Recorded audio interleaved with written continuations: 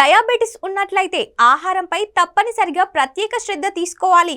ఇది తక్కువ తినాలి, అది అంత తినాలి అని ఇలా లెక్కలు వేసి ఆచితూచి తినాలి. కానీ ఇకపై ఈ తిప్పలు అవసరం లేదంటున్నారు ఆరోగ్య నిపుణులు. ఉసిరి తినడం వల్ల మధుమేహాన్ని అదుపులో ఉంచుకోవచ్చు. ఉసిరిలో ఆరోగ్యానికి మేలు చేసే ఎన్నో పోషకాలు ఉన్నాయి. ఇవి శరీరంలో మధుమేహాన్ని నియంత్రించడంలో సహాయపడతాయి. ఉసిరిలోని పోషకాలు డయాబెటిక్ పేషెంట్లకు ఎంతో మేలు చేస్తాయి. ముఖ్యంగా ఉసిరిలోని vitamin C, fibre, folate, phosphorus, కార్బోహైడ్రేట్లు, మెగ్నీషియం, కాల్షియం, ఐరన్, యాంటీ ఆక్సిడెంట్లు రక్తంలో చక్కెరను అదుపులో ఉంచుతాయి. అయితే ఈ పండును సరైన పద్ధతిలో తినాలి, లేదంటే ఎటువంటి ప్రయోజనం పొందలేరు. ఈ పండును ఎలా తినాలంటే ఉసిరిని బాగా ఎండబెట్టి దానిని పొడి చేసుకోవాలి. ఈ పొడిని స్మూతీస్, పెరుగులో కలిపి తాగవచ్చు.